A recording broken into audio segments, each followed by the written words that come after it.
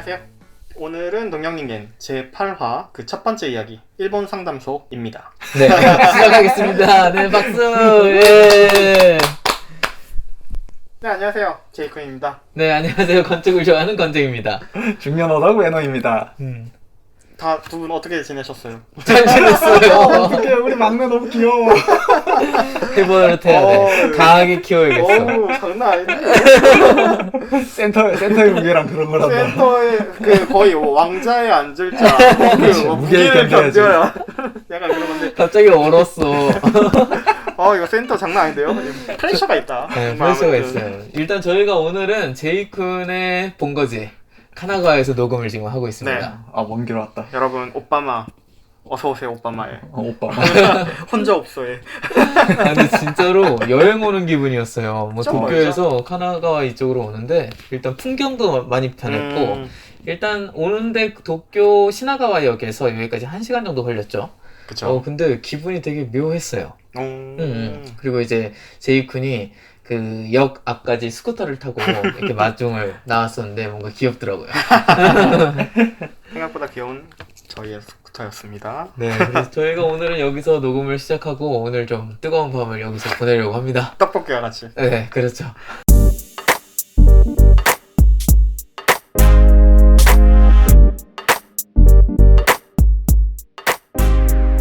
오늘은요, 제가 준비를 해봤어요. 이 내용은 이제 일본 기업에서 일을 하려고 하는데 괜찮을까요? 한국 기업과 비해서 일본 기업은 어떤가요? 이런 내용이고요. 본문을 읽어보도록 하겠습니다. 한국 기업의 경우 40대까지 그리고 정년까지 다니는 사람은 임원을 제외하고 그렇게 많지 않은데요. 일본의 기업의 경우에는 한국과 상황이 많이 다른가요? 일본의 기업에서도 그 경쟁이 심한지 그리고 일본 기업에 취업하면 안정된 삶을 살 수 있는 건지 궁금합니다. 네. 그리고 이제 일본에서도 이제 이렇게 승진 누락을 하게 되면은 결국 도태되고 내 나이가 차게 되면 회사에서 나와서 자영업을 해야 되는 건지 네. 그걸 되게 불안해하고 있는데요. 이 일본 기업을 준비하는 취준생으로서 일본 취업을 목표로 길을 가야 할지 아니면은 그냥 한국에 남아서 한국에서 취업을 준비해야 될지 고민이 많이 됩니다. 라는 내용이었습니다. 네. 두 분은 어떻게 생각하세요? 일단 포인트는 일본 기업 준비하는 취준생이고 그쵸. 첫 번째가 그 다음에 두 번째는 일본에서 취업을 해서 약간 오랫동안 즐겁게는 잘 모르겠지만 안정적으로 일을 할 수 있냐 없냐 일본에서 하는 게 맞냐 아니면 한국에서 하는 게 맞냐 이 정도인 것 같아요. 제가 네, 파악한 맞아요. 걸론. 근데 이게 일본에서 한다고 꼭 좋은 건가라는 의문은 좀 들긴 해요. 그렇죠. 네, 왜냐면 외국인으로서 일을 할 때 되게 불편함이 상당히 많거든요. 그러니까 아무래도. 네이티브가 아닌 이상. 왜냐면 문화적인 부분에서도 분명히 다르고 상대방이 저를 판단하는 기준이 일단 다르잖아요. 그쵸. 일을 혼자 하는 게 아니기 때문에.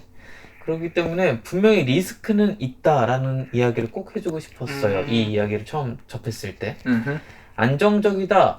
한국이나 일본이나 본인의 실력, 본인의 능력이 있다면 어디든 안전하다고 저는 생각을 해요. 근데 이제 아무래도 그거 아닐까요? 한국의 경우에는 이제 뭐 대기업을 들어가면은 40대 이제 과장 못 달면 나가야 되고 뭐 그런 게 있잖아요. 그리고 뭐 50대 임원 못 달면 나가야 되고 네. 약간 그 회사에서 그렇게 분위기도 많이 조성이 되고 그게 일본은 없나요? 그냥 그게 좀 궁금하긴 하네 사실. 근데 저희 네. 회사 기준으로는 일본에는 그런 게 없고 그냥 정년이 딱 보장되어 있기 때문에 네.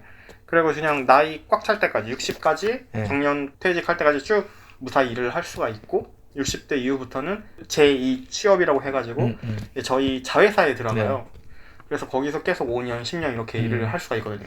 그게 그러니까 지금 이야기했을 때 아까 뭐 나이가 안 찼을 때 나가야 되는 분위기를 조성한다고 했잖아요. 일본에서는 그런 분위기는 조성하지 않는 거예요. 적어도 저희 회사에서는 없었습니다. 근데 그 조성하지 않는다는 게 나이가 있지만 그냥 참고 그 본인이 일을 하는 건지 아니면은 회사 자체에서 그냥 그거에 대해서 나이에 대해서 별로 신경을 안 쓰는 분위기인지 그게 좀 궁금해요. 그게 무슨 말이냐면 네. 이제 한국에서는 한국 사람들이 일을 하는 과정에서는 나이가 있잖아요. 나이가 좀 중요할 테고 그렇죠. 그게 선후배를 만들고 그랬을 때 이제 후배가 나보다 빨리 승진을 하게 되면 이제 꼬인다라는 이야기가 있잖아요. 그렇죠. 근데 제가 일본에서 일을 하면서 좀 느낀 건 뭐냐면 나이를 별로 신경 안 써요, 솔직히. 한국보다는 많이 안 쓰죠. 네, 그러다 보니까 지금 이런 것들이 더 인식하기에 편하다라는 생각이 들거든요.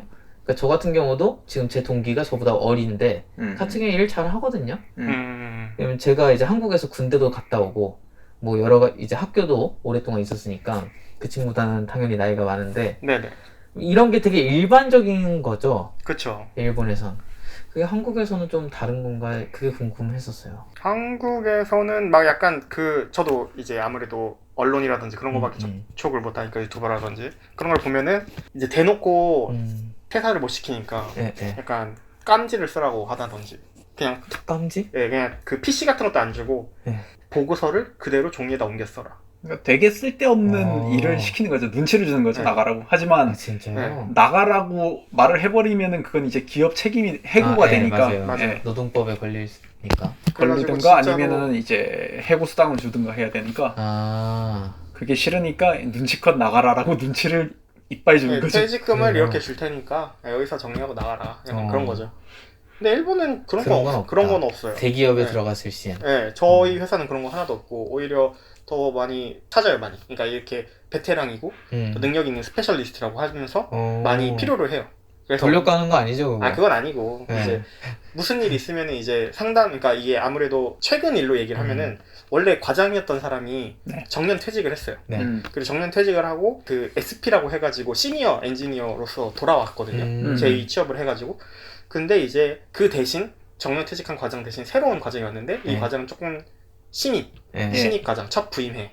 그래서 이제 서로 팀워크를 하는 거죠. 이 사람이 아직 잘 모르니까 스페셜 이제 시니어한테서 많이 배우면서 일을 해라. 그리고 우리도 이제 평사원들도 곤란한 일이 있으면은 둘한테 같이 상담을 해가지고 도움을 많이 받아라. 이런 식으로 돼 있어요. 오히려 대접을 제대로 해주는 것 같아요. 물론 급여는 좀 떨어졌어요. 많이 떨어졌긴 했는데 이렇게 막 나가라고 압력을 준다든지 아니면 일을 할 수 없는 환경을 만든다든지 그런 거는 하나도 없다. 합리적이고 체계적으로 잘 짜여 있는 것 같다. 그리고 아까 말씀하신 게 한 번 나갔다가 다시 입사를 했다고 했죠? 그쵸. 이거 한국에 이런 일이 있을라나요? 보기 드문 케이스라고 생각합니다. 일본은 은근히 이게 많이 늘어나고 있더라고요. 이런 케이스가. 맞아요. 그래서 제1 정년 퇴직하고 제2 정년 퇴직하고 그런 게 막 있어요. 게다가 회사 따라서는 이제 직원이 나가겠다, 나 독립하겠다라고 하면은 그거를 도와주는 회사들도 있어요. 제도적으로. 입사할 때부터 우리 회사는 이런 제도가 있습니다라고 해가지고 소개를 해서 그걸 매력으로 해서 어필을 하는 회사들도 있죠. 그렇군요. 벤처 기업이 그런 게 많겠다. 그쵸. 근데 벤처 중에서도 어느 정도 자본은 있는 회사들. IT 기업 내가 예전에 봤던데 그랬었어요. 사실 저희 업계에서는 이제 건축 사무소 자체가 인원이 별로 없잖아요. 그래서 이제 라이센스를 같이, 그러니까 파트너가 아닌 이상 보스는 우리를 바라봤을 때 언젠가는 나간다라는 입장으로 저희를 키워요. 그리고 최근에도 그래서 한 명 나갔었고. 독립하겠다. 그래서 독립할 때 이제 선물도 뭐 엄청나게 해주죠. 뭐 가구 같은 거 선물해주거든요. 그러다 보니까 그런 게 좀 일상적이에요, 저희는. 회사에서 일할 때 이 보스가 갖고 있는 어떤 기술들을 빨리 배운다? 그리고 우리는 나간다. 서로 윈윈인 거죠. 서로 상부상조하는 거죠. 배우는 쪽에서는 약간 제자로서 들어가가지고 맞아요. 일을 다 흡수하려고 하는 거고 또 이제 사장 입장에서는 인력이 필요하니까 맞아요. 얘한테 일을 알려주고 또 나중에 얘가 독립을 해가지고 또 잘 되면 또 이렇게 협력을 하면서 그쵸. 저희 업계에 있는 이 스태프들은 그러니까 이미 본인이 독립을 할 거다라는 생각을 많이 하고 있거든요. 나중에 먼 미래에. 그러다 보니까 지금 이 상담에 이야기했었던 안정적인 일을 위해서 뭐 20년 정도 뒤를 생각하고 일을 하기보다는 그냥 당장에 한 5년? 한 3년 정도를 바라보고 일을 결정하거든요. 사실 제가 이 기사를 봤을 때 제가 그러다 보니까 조금 뭐라고 해야 되죠? 공감하기가 좀 어려웠어요. 어떤 이야기를 해야 될까? 그러니까 예를 들어서 뭐 20년 뒤를 생각해서 조언을 해주기가 참 어렵다라는 생각이 들더라고요. 그쵸. 당장에 2, 3년도 모르겠고 그렇죠. 이 분이 진짜 일본에 만약에 취업을 하게 돼서 당장 일본 사람들과의 일을 하는데 엄청나게 힘들 거잖아요. 그쵸. 언어적인 부분이라든지 문화적인 부분이라든지 그 사 내에서도 힘들 테고 이제 사 외에서도 그 업체들 간의 일도 되게 힘들 텐데 그런 거를 견디면서 오랫동안 일이 보장되는 일이 더 좋다고 생각하는 건지 그게 안정적이라고 생각을 한다면 월급을 꼬박꼬박 주기 때문에 아니면 한국에서 좀 더 내가 문화를 알고 의사소통이 편한 곳에서 그 20년까지는 월급이 제대로 줄 수 없다라는 약간 불안정하지만 편안한 상태로 일을 할 것이냐. 이 두 가지를 놓고 선택을 한다면 과연 어떤 걸 선택을 할까? 좀 그게 좀 궁금하긴 했었어요, 사실. 근데 저는 그 부분에 약간 의견이 다른 게 네. 어디서 일을 하든 일은 다 힘들잖아요. 맞아요. 그건 군대도 맞아요. 다 그렇지. 맞아. 자기가 있는 부대가 제일 힘들지. 맞아. 고인도 그런 말 하는데 뭐. 네. 그렇기 때문에 저는 이분이 뭐 문화가 다른 일본에 와가지고 생활하는 게 힘들지만 안정적이라고 하든지 아니면 한국은 좀 안정성은 부족하지만 그래도 문화가 이때까지 살아온 문화니까 편하게 일을 할 수 있다. 이 부분은 좀 동의하기 힘들거든요. 결국에는 이분의 성향인 것 같은데 이분이 생각하는 이 글만 봤을 때 제일 우선적으로 지금 추구하는 가치는 기업에 취직을 했을 때 안정적으로 살 수 있냐, 안정적으로 계속 고용을 해줄 수 있냐에 대한 부분인데 그 부분에 대해서는 한국보다 일본? 그쵸. 전체적으로는 모르겠지만 한국보다 일본이 나을 거라고는 봐요. 근데 사람이 회사에서 계속 일을 하려고 사는 건 아니잖아요. 맞아요. 결국엔 그렇게 안정적으로 나오는 돈을 가지고 행복한 삶을 살려고 하는 건데 한 가지 말씀드리고 싶은 거는 일본에서 받는 돈을 가지고 한국에서만큼 그렇게 행복하고 드라마틱하게 살 수 있진 않아요. 이건 무슨 말이에요? 이게 좀 말이 어려운데 일본이 사실 월급이 한국 비해 가지고 좀 적잖아요. 그건 맞는 것 같아요. 적기 때문에 한국에서 아직은 물가가 한국이 좀 싸기 때문에 이제 한국은 월급도 좀 더 받고 물가도 싸기 때문에 어떤 돈을 받았을 때 그걸로 누릴 수 있는 이제 효용적인 행복을 만약에 한 10이라고 치면은 일본은 한 8이나 7 정도? 그리고 이제 아까 말했던 외국인이기 때문에 여러 가지 좀 심리적으로 수축되는 게 없잖아 있긴 하죠. 그렇기 때문에 일본에 와가지고 대기업에 취직을 하면은 사전적인 의미의 안정적인 고용은 가능할 거예요. 하지만 그 고용이 이분의 행복이랑 이어질지는 좀 모르겠어요. 그 부분은 성향 차이라고 봐요. 뭔가 형 같은 상담을 지금 들었어요. 형이야. 사스가 형이네. 네. 저는 역시. 이거를 듣고 조금 생각했던 게 이제 약간 검쟁이 형과의 생각도 비슷한데 익숙한 위험성을 선택을 하냐 아니면은 익숙하지 않지만 안정적인 거냐 불안한 안정성을 택하냐. 네, 그쵸. 그런 거예요. 그러니까 멋있는데 익숙한 위험성, 불안한 안전성. 그렇죠. 이게 약간 모순된 것처럼 들리는데 한국은 이런 익숙하잖아요. 우리가 많이 접해 있고 그쵸. 그리고 한국말이고 아무래도 문화권도 똑같고 이렇게 익숙하지만 그만큼 편한 거죠. 대신 이게 언제 끝날지 모르는 거죠. 그쵸. 사실은 환경도 계속 바뀌고 환경도 계속 바뀌고 근데 일본 같은 경우에는 익숙하지 않죠. 당연히 우리는 약간 외국 사람이고 아무래도 여기에 문화 익숙해져야 되는 거고 여러 가지 많이 안 맞던 부분을 맞춰야 되니까 그래서 불편할 거예요. 익숙하지 않을 거예요. 하지만 저도 시스템적으로 다 보장이 되어 있고 그 이런 압력이라든지 그런 것도 물론 회사마다 조금 다를 수는 있지만 업종마다 다를 수는 있지만 보장이 돼 있는 기업이 굉장히 많기 때문에 그쵸. 급여는 이거는 또 기업마다 또 다르니까 뭐라고 할 수 없는데 저는 나름 만족하면서 저기 보니까 금괴가 막 여기 굴러다니고 만족을 하면서 살고 있습니다. 세금은 좀 많이 떼요. 세금 확실히 많이 떼요. 세금을 많이 떼요. 세금이라든지 연금이라든지 그쵸. 의료보험은 좀 많이 떼는데 결국 가치를 어디다 두느냐가 맞아요. 중요할 것 같습니다. 근데 이 글에 대해 가지고 댓글이 좀 있었죠? 네. 그것들을 소개해 주는 것도 재밌을 것 같은데. 두 분 그러면 하나씩 읽어주실 수 있을까요? 뭐 부려먹네? 알겠습니다. 댓글 첫 번째 제가 읽어볼게요. 한국도 본인이 싫어서 나가는 거지 버티려고 하면 버틸 수 있습니다. 일본은 좀 더 남는 분위기니까 휩쓸려서 정년까지 가는 경우가 더 많을 뿐 결국 본인이 힘들거나 하고 싶은 거 찾아서 나가는 경우가 많습니다. 결론은 정년까지 간다는 건 나가고 싶은 걸 참든 못 나가든 버티는 거임 이라는 이제 일본에 살고 계신 분의 답글이었습니다. 저 이거에 되게 공감했어요. 그러니까 한국도 가능할 거라고 저는 생각을 하거든요. 버티는 걸. 근데 제가 봤는데 그게 아마 신한은행이었나? 그거였었는데 지독하더라고요. 그러니까 그게 지독하지 않다면 버틸 수 있는 거 아닌가? 사실 맞아. 우리가 본 그 사례가 나도 그거 봤거든. 우리가 본 사례가 그렇게 일반적인 케이스가 아닐 수가 있지. 그러니까 어떤 회사에서든 그런 자리는 있다고 난 생각을 해요. 그러니까 제대로 아니면은 능력이 약간 부족한데 어떻게 보면 짬밥이죠. 짬밥으로 그 자리를 차지하고 있는. 근데 그 사람이 회사에서 불필요한 존재라고 생각은 또 안 하거든요. 필요하다고도 생각을 해요. 그러니까 회사에서도 끌고 가면 끌고 가는 건데 더 이상 줄 수는 없는 상황인 거죠. 근데 개인적으로 봤을 때 본인은 더 받고 싶은 거지. 그게 이제 안 맞는 상황이 생기다 보니까 병을 하게 되는 거고 그럴 바에는 나간다 근데 그거를 참아내는 사람이 있다면 회사 입장에서도 일단은 이득이니까, 이득이라기보다는 일을 해주는 거기 때문에 페이를 하는 거 아닌가. 그래서 이렇게 버티고 끝까지 간다면 할 수 있는 거 아닌가라는 생각을 했어요. 저는 어떻게 보면 한국의 사회적인 정서, 흐름으로 봤을 때 이 정도의 위치에 있는 사람들, 그러니까 우리들이 흔히 그 진급이 잘 안 된다고 하는 사람들은 거의 좀 높은 위치잖아요. 그렇죠. 사원에서 대리가 되는 거는 그렇게 어렵지 않을 그쵸. 거 아니에요. 하지만 과장에서 부장이 되는 게 어려운데 이 위치에 있는 사람들 정도의 그 사람들의 포지션에서 이제 애매한 거죠. 진급을 하냐? 이 정도 돈이 있을 때 나가서 창업을 하냐? 근데 분명히 창업을 해서 성공한 케이스들도 많을 거예요. 그치. 그거를 둘러보게 되면 나도 나가야지. 그런 식으로 되는 거 아닌가라는 전 사회적인 흐름 아닌가라는 생각을 했었거든요. 이거 봤을 때. 근데 제가 봤을 때 여기서는 이게 그런 식으로 그 여유가 있는 사람이 아닌 것 같아요. 능력이 있고 여유가 있는 사람이 이렇게 그 버티려고 한다 이런 게 아니라 진짜로 그 무능한 거지. 무능해가지고 회사 입장에서 네. 필요가 없는 존재야. 아, 그러니까 얘한테 깜지시키고 이렇게 PC도 안 줘. 그리고 핸드폰도 보지 말라고 하고 그냥 기준서 던져주면서 이 기준서 똑같이 받았어. 아니면 그런 식으로 진짜 얘는 회사에서 더 이상 필요가 없으니까 빨리 나가줘.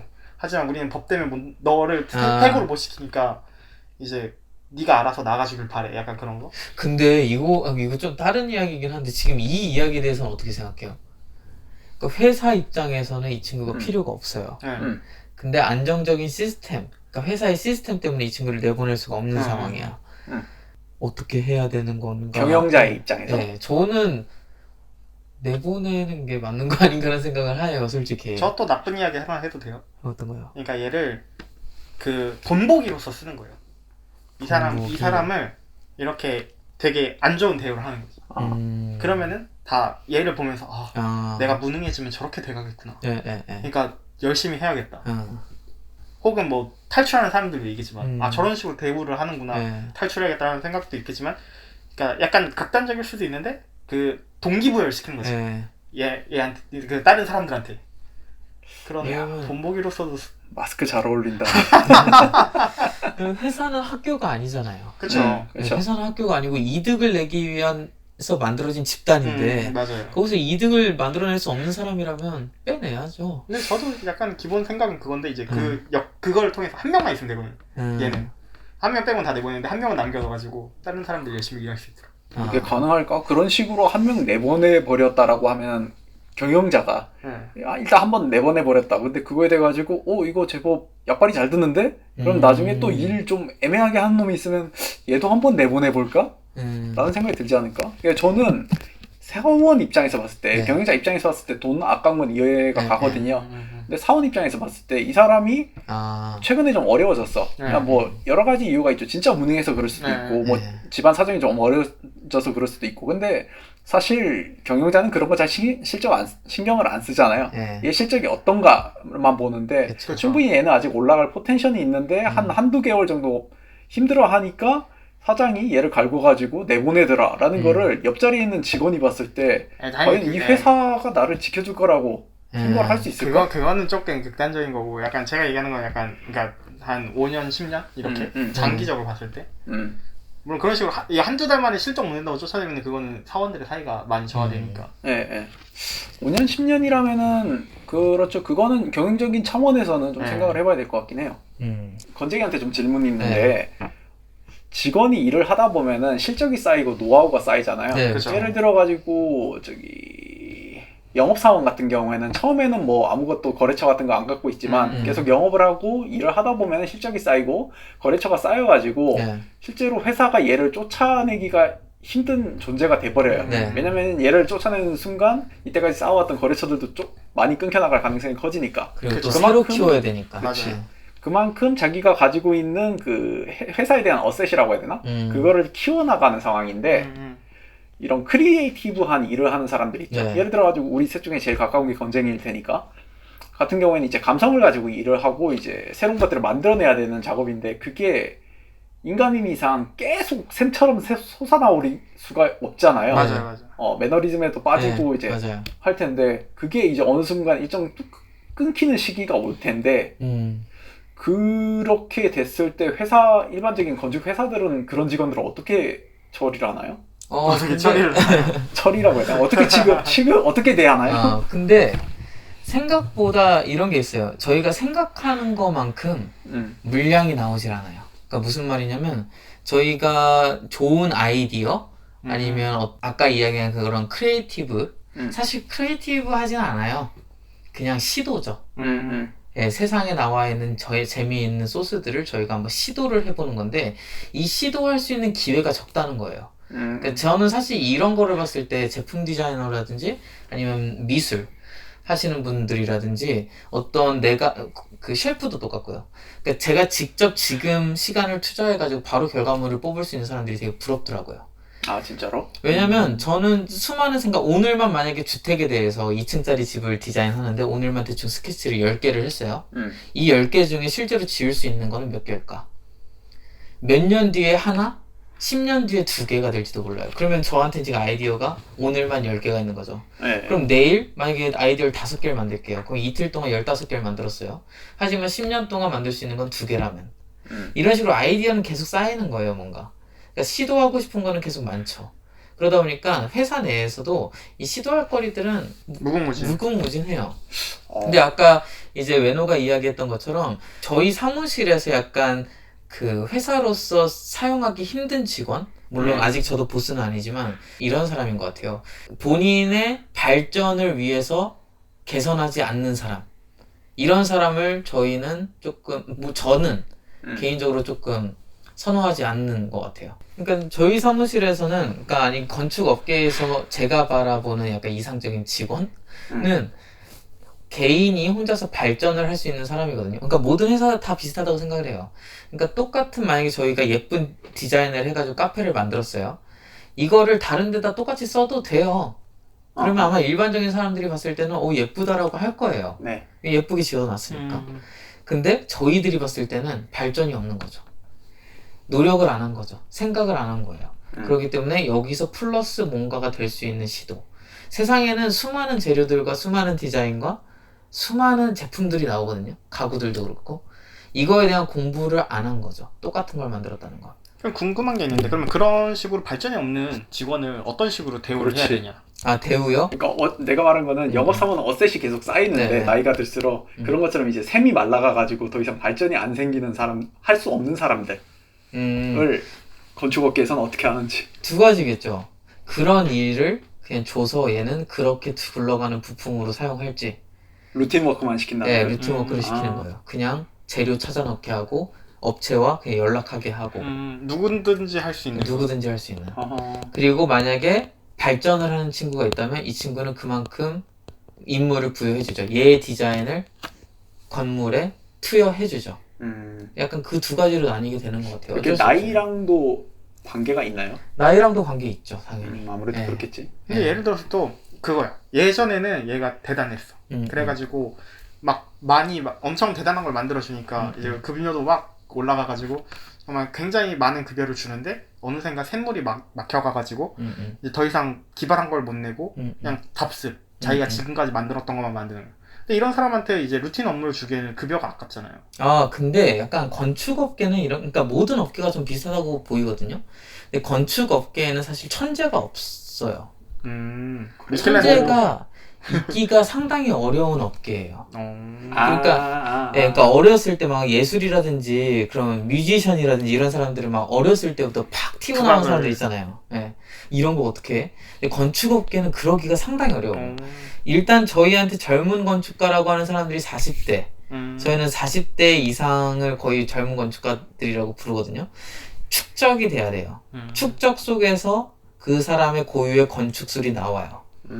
그 축적이 돼야 된다라는 거는 아까 이야기한 그런 기술이거든요. 그러니까 단순해요. 어떻게 하면 바닥을 더 예쁘게 깔지, 어떻게 하면 창문의 샤시를 잘 만들지. 근데 일을 한번 하게 되면 예를 들어서 창문에 있는 샤시를 달 거예요. 예를 들어서 제가 이번에 첫 프로젝트를 하려고 샤시를 10개의 회사를 알아봤어요. 10개의 제품을 알아요. 두 번째 프로젝트를 해서 20개의 샤시 그 제품을 제가 알아요. 세 번째 프로젝트가 돼서 30개를 알아요. 이 세 번 한 프로젝트 한 디자이너와 첫 번째 한 디자이너가 어떤 건물을 디자인할 때 이 샤시로만으로 되게 승부가 좀 나요. 물론 아이디어는 처음 한 친구가 좋은 아이디어를 낼 수도 있는데 네. 결과물, 그러니까 뭔가 퀄리티, 그거는 이 세 번 한 사람을 따라가기가 쉽지가 않아요. 쉽지가. 이게 약간 그거네요. 건축은 아무래도 시간도 많이 걸리고 자기 작품을 만들 그러니까 뭐 숫자가 적잖아요. 예를 들어서 미술 작품들은 계속 찍어내면 되는데 건축은 생애 막 능력이 있더라도 해도 생애에 만들 수 있는 작품 수가 적으니까 그 하나하나마다 이제 경험 차이가 달라지고 네, 맞아요. 결국에는 이제 경험치가 많으면 그만큼 유리한 걸 선점할 수가 있으니까. 근데 그렇다고 해도 또 이제 우리가 집장사라는 사람들을 또 이야기를 해요. 그러니까 막 아파트라든지 빌라 그냥 때려박는 사람들. 이 사람들은 제외. 그 사람들은 저희가 약간 디자이너로 이야기하진 않아요. 너는 디자이너가 아니다. 네, 왜냐면 너는 속물이다. 이거는 루틴으로 건물을 만드는 네, 사람들입니다. 디자인이 거기는 없죠. 그쵸. 네. 내가 이야기로는 좀 그런 것 같은데, 그러니까 제가 말했던 이제 크리에이티브한 일을 하는 사람들의 어셋은 저는 이제 아이디어, 반짝이는 아이디어라고 생각을 했었는데 그것뿐만이 어셋이 아니라 이제 경험 자체도 건축가에 대해서는 이제 어셋이라는 말이죠. 네, 그리고 알겠습니다. 또 하나는 마지막으로 하나만 딱 덧붙이면 저희 업계에서 일하는 게 크리에이티브하다고 하지만 저희 업계에서 일하는 것도 루틴은 있어요. 그 루틴을 해줄 사람은 필요해요. 네. 근데 그 루틴을 더 빨리, 그러니까 익숙한 사람, 아까 이야기한 그런 크리에이티브한 아이디어가 나오지 않는 사람들 중에 익숙해져서 빨리 일 처리를 하는 사람들이 생길 거 아니에요. 그쵸. 이 사람들은 좋죠. 네. 그 사람들은 최근에 필요하죠. 만화책을 하나 봤는데 이제 패션 업계에 대한 내용이었거든요. 근데 그 옷을 만드는 사람들 중에 디자이너가 있고 패턴사라는 사람들이 있더라고요. 아까 말했던 그거랑 비슷해요. 이제 루틴 워크를 해야 되는데 그 루틴 워크에 뼈대가 있을 거잖아요. 그거를 파악을 해가지고 가장 효율적으로 옷을 양산할 수 있는 사람들, 그런 사람들을 패턴사라고 하는데 좀 그거랑 비슷한 것 같아요. 네, 이렇게 들어봤는데요. 역시 업종별로 이게 많이 다르잖아요. 그 취급이라든지 어떻게 이 경력자든지 뭐 능력 있는 사람들, 능력이 없는 사람들에 대한 대우가 다르기 때문에 사실 이 질문하신 분의 업종도 많이 영향을 미칠 것 그러네요. 같은데. 그것도 그래요. 네, 아까 중간에 제가 얘기했던 것처럼 이제 약간 결론은 결국에는 익숙한 불안함이냐 아니면은 익숙하지 않은 안정감이냐. 그러니까 이제 한국과 일본의 차이라고 생각을 하면 될 것 같아요. 네. 네, 여기까지가 이제 이번 주 일본 상담소였습니다. 지금까지 제이군 근쟁이 매너였습니다. 다음 시간에 만나요. 안녕.